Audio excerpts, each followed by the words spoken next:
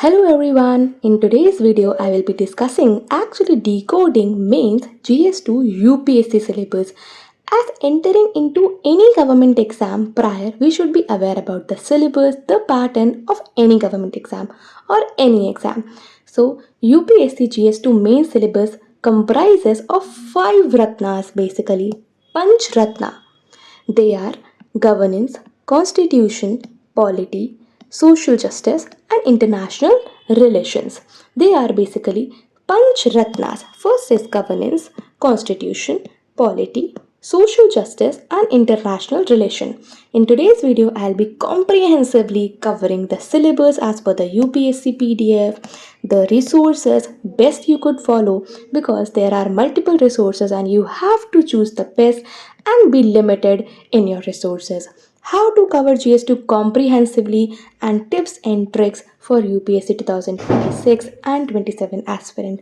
Basically, you will be finding hidden gems in the syllabus PDF. So before starting the video, I would request you all to subscribe to the channel, like the video, tell your feedback in the comment section, share it with your friends and join the Telegram channel for the PDF and updates.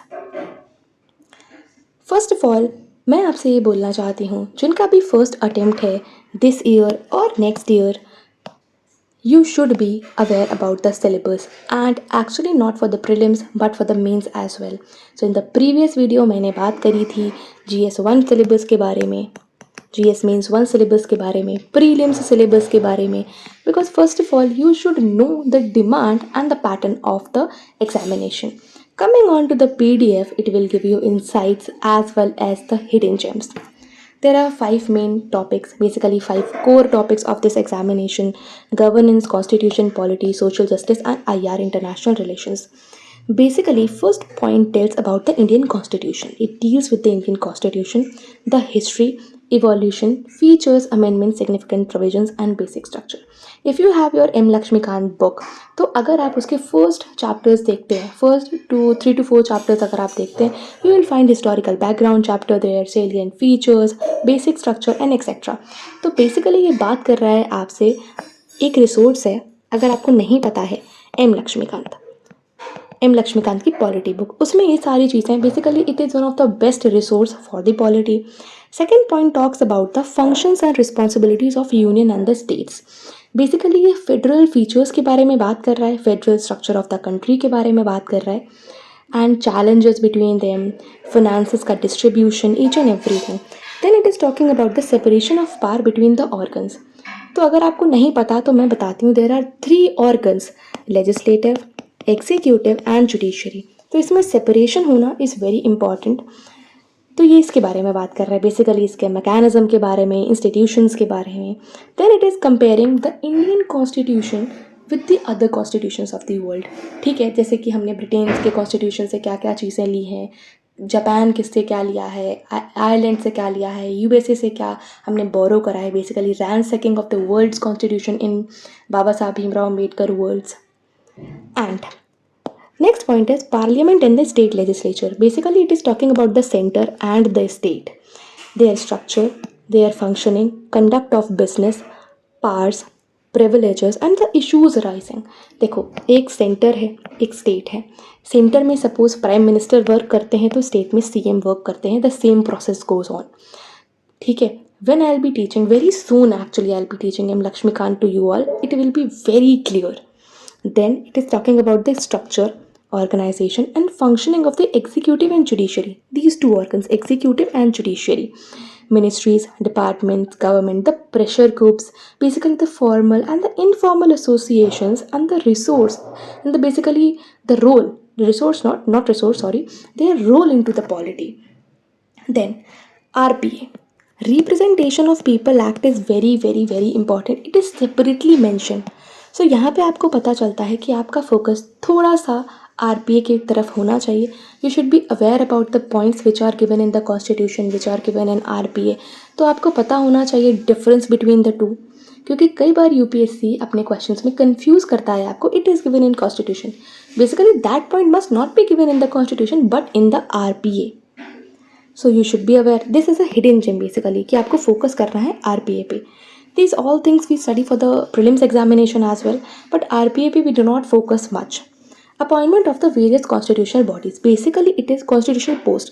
Basically, it is talking about the constitutional bodies, non constitutional body, extra constitutional body. क्योंकि अगर आप second point में देखते हो तो आपको statutory, regulatory, various quasi judicial bodies देखने को मिलता है. It is talking about the bodies, may be it constitutional, non constitutional and the extra constitutional, quasi judicial etcetera and etcetera. तो आपको इसमें पढ़ना क्या है? Their powers, their functions and their responsibilities. Then the government policies and interventions for development, basically the government policies. So it is the part of your current affairs कि इस साल के बजट में क्या पॉलिसी आती हैं. 1991 में अगर LPG रिफॉर्म्स आए थे तो उसका क्या इफ़ेक्ट रहा है हमारी कंट्री के ऊपर. तो आपको कुछ पास्ट की policies and most current affair में जो पॉलिसीज़ रहती हैं वो आपको पता होने चाहिए. Basically this point is current affair oriented. Development process and the developmental industry. Basically it is talking about NGOs, self help groups, various groups, association, donors, charities, institution and other stake holders. तो ये बात कर रहा है कुछ non government organisations की, self help groups की, other groups, ठीक है, जो भी काम कर रहे हैं, जो डोनर्स हैं, चैरिटीज़ हैं. तो ये सारी चीज़ें आपको अवेयर रहना पड़ेगा. तो आपको करंट अफेयर से ये सारी चीज़ें मिल जाएंगी कि कौन सा NGO क्या गवर्नमेंट के साथ मिल करके काम कर रहा है, सेल्फ हेल्प ग्रुप के लिए गवर्नमेंट क्या पॉलिसीज़ बना रही है, ठीक है, कहाँ कहाँ से गवर्नमेंट को चैरिटीज़ मिलती हैं, इंस्टीट्यूशन, अदर स्टेक होल्डर्स कौन हैं. Then the welfare schemes for the vulnerable sections. अब चाहे सेंटर में हो चाहे स्टेट में हो तो इस तरीके की स्कीम्स आपको बनानी पड़ती हैं बेसिकली वल्नरेबल सेक्शंस के लिए. One of the examples is PVTGs, particularly vulnerable tribal groups. How many are there? 75 है हमारे पास, 76 है, 85 है या 87 है. You guys gonna tell me कि हमारे पास पर्टिकुलरली वल्नरेबल ट्राइबल ग्रुप्स कितने हैं. क्योंकि आप उन्हें पता होगा कि ये जो कैटेगरी है, एक एग्जाम्पल ले रही हूँ मैं आपके लिए, इसमें बहुत ज़्यादा आपको डिफरेंस देखने को मिलता होगा हम लोग नॉर्मल लोगों से. सो इनको अपलिफ्टमेंट के लिए अदर पॉलिसीज़ चाहिए, कुछ काम करने पड़ सकते हैं, कुछ गवर्नमेंट बॉडी बनाएगी इनको निगरानी करने के लिए, बेसिकली बेटरमेंट करने के लिए. Then the issues relating to the development and management, basically for the social sector, services relating to the health, education, human resources. Mention, specifically mention है health, education and human resources. Health, education and the HR, human resource. तो ये तीन पे आपका focus होना चाहिए. Whether you our society के आप NCERT पढ़ रहे हैं, करंट अफेयर पढ़ रहे हैं, तो आप इन तीन फैक्टर्स पे फोकस करके पढ़ेंगे. Then issues related to poverty and hunger. किस तरीके से गवर्नमेंट पॉवर्टी और हंगर को टैकल कर रही है इंडिया में, क्या क्या पॉलिसीज़ बना रही है, कितनी बिलो पॉवर्टी लाइन अभी भी जगह हैं, क्या पॉलिसीज़ बना रही है. This is current affair oriented and somewhat static. Important aspect of governance, transparency, accountability, e-governance, applications model, क्या क्या कर रही है गवर्नमेंट, क्या क्या लिमिटेशंस हैं, क्या पोटेंशियल है. सिटीजन चार्टर क्या होता है, तो यहाँ पे स्पेशली मेंशन है सिटीजन्स चार्टर. ठीक है, तो आपको पता होना चाहिए सिटीजन्स चार्टर क्या होता है, ट्रांसपेरेंसी किस तरीके से मेंटेन करती है गवर्नमेंट, अकाउंटेबिलिटी कैसे प्रूव करती है, क्या क्या इंस्टीट्यूशन वर्क करते हैं और क्या अदर मेजर्स लेती है गवर्नमेंट. देन आप लोग क्या करने जा रहे हो, आप लोग सिविल सर्विसेज में जा रहे हैं, सिविल सर्वेंट बनेंगे आप, तो आपका क्या रोल है डेमोक्रेसी में. आपको पता है India is a democratic country. Then what is the role of civil services into the democracy. You should be aware about that कि आपका क्या रोल है. आपको मेंस में आंसर लिखना. I will be teaching about how to write the mains answer. India और neighbourhood के बारे में, इंडिया के रिलेशंस पाकिस्तान से कैसे हैं, इंडिया के रिलेशंस बांग्लादेश, भूटान, फ्रांस, इन सब से कैसे हैं. बेसिकली नेबरहुड से आपसे ज़्यादा पता होना चाहिए देन दूसरी कंट्रीज से कि आपको कैसे रिलेशंस हैं. तो IR इंटरनेशनल रिलेशन में आपको पहले तो बैकग्राउंड पता होना चाहिए कि पहले किस तरीके से रिलेशंस थे इस कंट्री के साथ. इंडिया और पाकिस्तान जैसे कि एक था, देन 1947 में पार्टीशन हो गया. देन द करंट पोजीशन, आज कैसे कंडीशन है, आज कैसे रिलेशन है उस कंट्री के साथ. Then bilateral, regional, global groupings, agreements, जैसे कि आप देखते हो जिसमें इंडिया पार्ट है, ठीक है, या फिर उसका प्रेजेंस इंडिया पे किस तरीके से अफेक्ट करता है. सपोज़ आप G7, G20 की बात करते हैं, ब्रिक्स की बात करते हैं, सार्क, NAM, SCO, आसियान के बारे में बात करते हैं. इसमें से कुछ का पार्ट है इंडिया, कुछ का पार्ट नहीं है, बट कहीं पे उसे ऐसा गेस्ट बुला लिया जाता है. उसका अफेक्ट क्या पड़ता है इंडियंस पे, इंडिया की बेसिकली पॉलिटी पे, ये सारी चीज़ें you should be aware. Then the effect of policies and politics of developed and developing countries in India on India's interest. Indian diaspora. Indian diaspora as you know काफ़ी जगह पे है, ठीक है. तो क्या इफेक्ट पड़ता है जो डेवलप्ड कंट्रीज़ हैं, जो developing country. As you all know India is moving towards being a developed country, but still India is a developing nation. तो क्या क्या इफेक्ट्स पड़ते हैं, क्या पॉलिसीज़ बनाती है. Then the last point is international institutions, agencies for their structure and mandate. Basically international institutions, क्या क्या इंटरनेशनल इंस्टीट्यूशंस है. अगर यूएन के बारे में मैं बात कर रही हूँ तो यूएन में क्या इंडिया की परमानेंट पोजीशन है. यूएनएससी इंडिया ने कब हेड करा, क्या क्या चेंजेस रहे हैं, ठीक है. यह सारी बातें आपको पता होनी चाहिए. This was all about the PDF. अब बात करते हैं रिसोर्सेज के बारे में. जो अभी आपने सिलेबस में देखा वो यूपीएससी का पीडीएफ था एंड ये मैंने उसको कॉपी करके आपके लिए इजी बनाने के लिए यहाँ पे वर्ड बाय वर्ड लिख दिया है. अब सिलेबस आपने देख लिया. Now you have to move towards the resources. What you can follow. कुछ रिसोर्सेज मैंने लिख दिए हैं क्योंकि कई लोग रिकमेंड करते हैं, कई आप टॉपर्स देखते हो वो रिकमेंड कर देते हैं, कई बार टीडी बसु, बट हो सकता है आपके लिए उसमें कंफर्टेबल ना हो. तो मोस्ट जो लोग यूज़ करते हैं that is Indian polity by M Laxmikanth. अगर आपने अभी तक बुक नहीं परचेज करी है तो जो भी इसका लेटेस्ट वर्जन है वो आपको परचेज करना है, क्योंकि उसमें अमेंडमेंट्स कुछ ऐड ऑन होंगे, कुछ चैप्टर्स नए ऐड कर दिए जाएंगे. तो ये सारी चीज़ें आपको हेल्प करेंगी आपकी प्रिपरेशन में. तो इंडियन पॉलिटी की M Laxmikanth very important. Then 11th class की NCERT, Indian constitution at work, वो भी आपको हेल्प करती है एक इंसाइट देने के लिए, ठीक है. वो आपको हेल्प कर जाती है. कई बार लाइन पिकअप करता है यूपीएससी प्रीलिम्स में, हो सकता है मेंस के क्वेश्चन में भी direct from the NCERT. Then introduction to the constitution of India by D Basu. अगर आप करना चाहते हैं, अगर आपकी कैपेसिटी है then you can go, otherwise no need. Then आपके पास एक बेयर एक्ट की बुक होनी चाहिए जिसमें डायरेक्टली आपको पता हो कि 19 आर्टिकल में क्या लाइन एक्चुअली मेंशन है, क्योंकि UPSC now trying something else, तो वो डायरेक्टली आर्टिकल की लाइन उठा रहा है. मे बी एम लक्ष्मीकांत में वो डायरेक्ट लाइन मेंशन नहीं हो, तो आपके पास बेयर एक्ट की एक बुक होनी चाहिए, पतली सी बुक होती है. You can also refer that. तो आपके पास 3 बुक्स होनी चाहिए पॉलिटी और कॉन्स्टिट्यूशन के लिए. 3 बुक, दोबारा से लिखते हैं, ये सारी चीज़ें मैं हटा देती हूँ. तो 3 बुक होनी चाहिए आपके पास. कौन कौन सी है वो 3 बुक.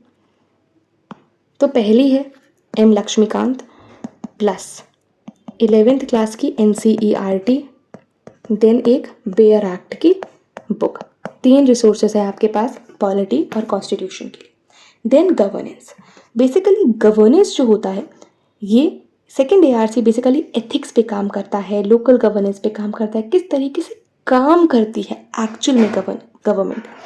तो आप इसके लिए प्रेफर कर सकते हैं सेकेंड एआरसी की रिपोर्ट्स जिसमें एथिक्स, लोकल गवर्नेंस और ई गवर्नेंस के बारे में सेपरेट चैप्टर्स होते हैं. तो आप उसे ज़रूर इसको कंसिडर कर सकते हैं. तो 4th रिसोर्स हो गया आपके लिए GS2 के लिए.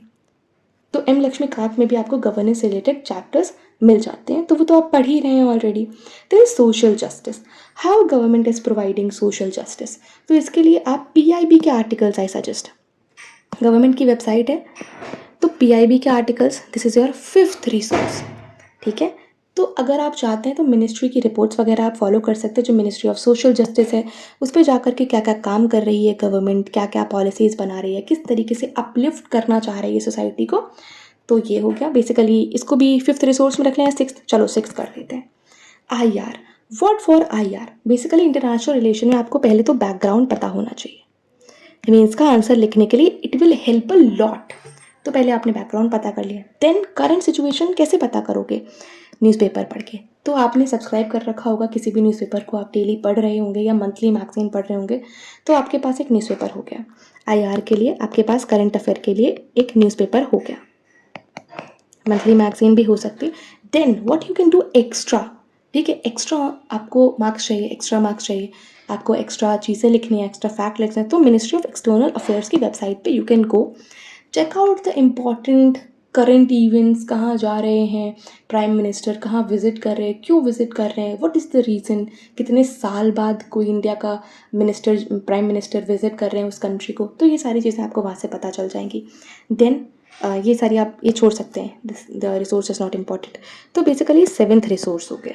उसके बाद अगर आप स्टैट्यूटरी रेगुलेटरी बॉडीज़ के बारे में पढ़ना चाहते हैं तो एम लक्ष्मीकांत में रेलिवेंट चैप्टर्स हैं। क्योंकि आप एम लक्ष्मीकांत पढ़ ही रहे हैं तो मैं इसको सेपरेट रिसोर्स नहीं कंसिडर करूँगी, क्योंकि उसमें लास्ट में आप देखोगे तो constitutional bodies, non constitutional bodies, statutory bodies, ये सारी चीज़ें सेपरेटली मेंशन है, तो ये इंपॉर्टेंट है।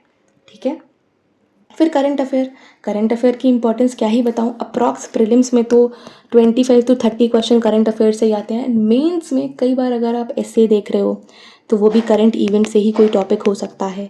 देन क्वेश्चन जो आपका आएगा वो भी मेंस का क्वेश्चन में भी उसे बैकग्राउंड से कोरिलेट करके करंट इवेंट पूछा जा रहा हो उसमें कि ब्रिक्स की क्या इंपॉर्टेंस थी, आसियान की क्या इफ़ेक्ट रहा इंडिया के ऊपर, आसियान अगर सबमिट हुई है तो एससीओ की अगर कैपिटल बनाई जा रही है वाराणसी कंसिडरिंग, तो उसका क्या इम्पैक्ट है वर्ल्ड पे, इंडिया की क्या इमेज आती है वर्ल्ड के ऊपर। ठीक है, तो एक बेसिकली चैनल है, आप यूट्यूब पे भी देख सकते हो, संसद टीवी करके, नहीं तो आप टीवी पे भी आता है राज्यसभा टीवी, उसमें आप देखिए जा कर के आप डिबेट्स सुन सकते हैं राज्यसभा की, लोकसभा की, तो वो बेनिफिशियल रहता है, आपको आइडिया मिलता है कि क्या बात हो रही है।